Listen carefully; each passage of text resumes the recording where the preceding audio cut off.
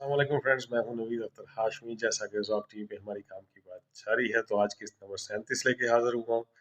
मुझे उम्मीद है कि ये काम की बात जो सी आपकी ज़िंदगी में बेहतरी लेके आएगी। छोटा सा एक लाइन का तारफ़ देता चलूँ कि काम की बात का मकसद है सोसाइटी में बेहतरी लेके आना, लोगों को अच्छाई का सबक देना और सोसाइटी में अच्छी वैल्यूज़ को प्रमोट करना।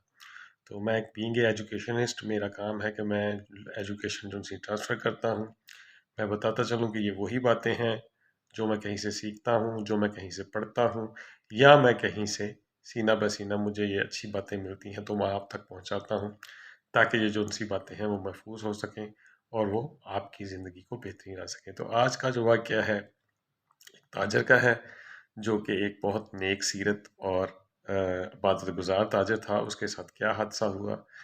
बताया जाता है कि खुरासां का नाम तो सुना ही है कि खुरासां जौन सा था, अमीर खुरासां अब्दुल्ला ताहिर जिनका नाम था, उनके दौर की बात है, पुराने वक्त की बात है कि एक दफ़ा क्या हुआ, उन्होंने हुक्म दिया कि चोरों के लिए बड़ी सख्त सज़ा थी कि जो भी चोर पकड़ा जाता था उसको कैद में डाल दिया जाता और उसको कई साल कैद में रखा जाता। तो अमीर खुरासान ने एक दफ़ा ऑर्डर दिया कि चोरों को पकड़ के लाएं। कहीं जगह पे चोरी हुई थी तो चोर जो उनसे थे वो 4 चोर थे। लोगों ने कहा कि जी 4 चोर थे। तो 4 चोरों को पकड़ने की जो सी थी सिपाहियों को ऑर्डर दिया गया। तो सिपाही जो गए उन्होंने 4 चोरों को बड़ी मुश्किल से गिरफ्तार कर लिया। जब 4 चोरों को गिरफ्तार कर लिया तो वो लेके आ रहे थे, तो रास्ते में जो सा एक चोर था वो कहीं न कहीं से तरीका लगा के तो वो बीच में से भाग गया। अब जो सा था अमीर खुरासा का अब्दुल्ला ताहिर का हुक्म बड़ा सख्त था। तो उन जो सिपाही थे उसके, उन्होंने सोचा कि अगर वज़ीर बादशाह को पता चल गया कि हम एक चोर हमसे भाग गया तो वो उल्टा हमें सज़ा देगा और हमें भी बहुत सख्त कड़ी सज़ा देगा। इसलिए उन्होंने अपने आप को बचाने के लिए, एक शरीफ ताजर वहाँ से गुज़र रहा था तो वो बातगुज़ार बंदा था, उसको भी पकड़ के उन चोरों के साथ मिक्स कर दिया और उसको मार-मूर के कहा कि तुमने चुप रहना है और इनके साथ खड़े हो जाओ। वो खड़ा हो गया उन चारों के साथ। चारों को बादशाह के दरबार में लाया गया, अब्दुल्ला ताहिर के। उन्होंने कहा कि जी हमने चोर पकड़ लिए हैं। ठीक है, तो जैसे उस पे प्रेशर था कि तुमने बोलना नहीं, वो बंदा खामोश रहा जो नेक इंसान था। वो भी चोरों के साथ, बादशाह ने समझा ये चारों यही चोर थे। बादशाह ने उन चारों को कैद का हुक्म दे दिया। जब चारों को कैद का हुक्म दे दिया तो वो अब चारों जो उनसे थे वो कैद खाने में चले गए। मगर उनमें जो एक बंदा था ताजर, वो क्योंकि वो बेगुनाह था तो वो क्या करता कि वो रात को नमाज पढ़ता और रात के वक्त बड़ी दिलसोज दुआएं। जब उसने देखा कि ये मामला सारा ख़राब हो गया है तो उसने कहा ये मामला मैं अल्लाह पे छोड़ता हूँ। उसे पता था कि मेरी बात किसी ने नहीं सुननी, तो इसलिए उसने मामला अल्लाह पे छोड़ दिया और नमाज पढ़ता और अल्लाह से दुआ मांगता।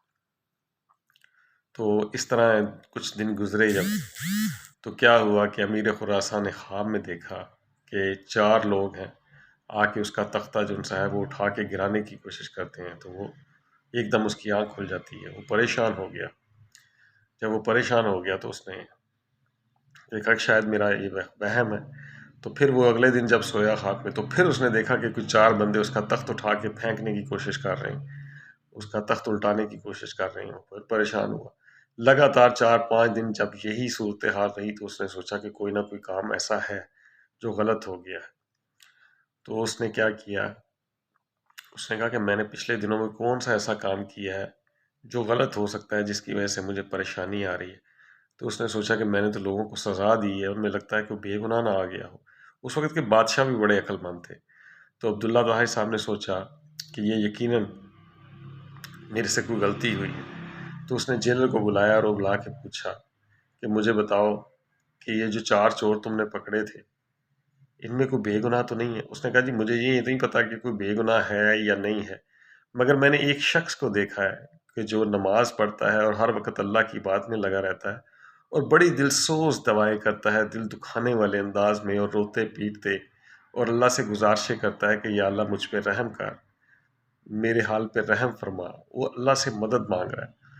तो मुझे लगता है कि वो बंदा बेगुनाह है। बादशाह ने कहा कि फ़ौरन उसे लेके आओ। फ़ौरन उसे लेके आए तो बादशाह ने पूछा कि मुझे बताओ कि तुम कौन हो? तुम इस चोरी में मुलव्वस कैसे हुए? उसने बताया कि मैं तो ना तो चोर हूँ, ना मैं इस चोरी में मुलव्वस हूँ।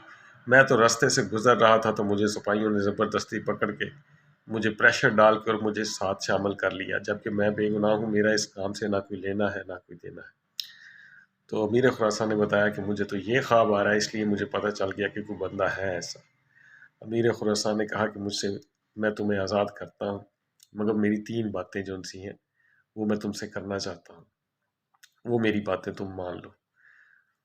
اس بندے نے کہا کہ جی مجھے بتائیں کہ میں آپ کی کیا باتیں مان لوں۔ اس نے کہا پہلی بات تو یہ کہ مجھے معاف کر دو کہ میں نے تمہارے ساتھ ناانصافی کی، مجھے تحقیق کرنی چاہیے تھی۔ اس بندے نے کہا کہ میں نے تمہیں معاف کر دیا۔ دوسرے اس نے کہا کہ میں تمہیں 1,000 درہم انعام دینا چاہتا ہوں، کیونکہ میری وجہ سے تم اتنے دن بند رہے، تمہارا کوئی کاروبار نہیں کر سکا، تم کچھ کما نہیں سکے، تو اس کا ازالہ دینا چاہتا ہوں۔ اس نے کہا جی میں نے قبول کیا۔ تیسری بات اس نے کہی کہ جب تمہیں کوئی ضرورت ہو، تمہیں کوئی پریشانی ہو، تم اللہ کے نیک بندے ہو، ٹھیک ہے، تو تم نے میرے پاس آنا ہے۔ اس نے کہا جی یہ میں نہیں کر سکتا، میں اس سے معذرت چاہتا ہوں۔ امیر خراسان نے کہا کہ ایسا تم کیوں کہہ رہے ہو؟ میں وقت کا بادشاہ ہوں، میں تمہاری کوئی بھی پریشانی، مصیبت اور تنگ حالی میں تمہاری مدد کر سکتا ہوں، تم نے ایسا کیوں کہا کہ میں تمہارا یہ کام نہیں کر سکتا؟ میرے اس درویش بندے نے، اس نیک تاجر نے کہا کہ اے امیر خراساں، دیکھو، جس اللہ کی ذات نے میری بے گناہی کے لیے 3-4 دفعہ تمہارا تخت الٹا دی، تمہیں تخت الٹے ہوئے دکھا دیا کہ تمہارا تخت الٹایا جا رہا ہے اور تمہیں بے چین کر دیا، جس خدا نے میری خاطر اتنے بڑے بادشاہ کو بے چین کر دیا، میں اس کے سوا کسی اور سے کیوں مانگوں؟ مجھے کوئی بھی حاجت ہوگی، مجھے کوئی بھی پریشانی ہوگی تو میں اپنے خدا سے مانگوں گا، میں تم سے کچھ نہیں مانگوں گا۔ امیر خراساں کو یہ جواب بہت پسند آیا اور اس نے اسے عزت و احترام سے رخصت کیا۔ اب بات صرف اتنی ہے کہ یہ سٹوری بہت پیاری ہے۔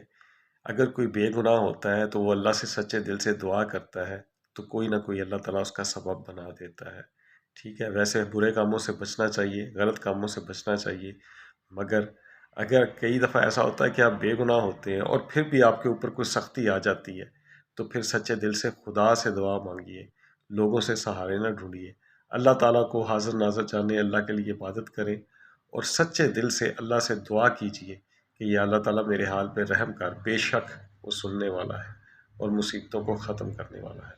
مجھے امید ہے کہ یہ چھوٹی سی بات آپ کو پسند آئی ہوگی۔ اگر آپ کو یہ باتیں پسند آ رہی ہیں تو یوٹیوب پہ کام کی بات بائی نوید اختر ہاشمی کے لنک کو کلک کریں گے تو ساری سیریل ہے۔ اسی طرح فیس بک پہ بھی ہمارا پیج جو سا ہے وہ موجود ہے۔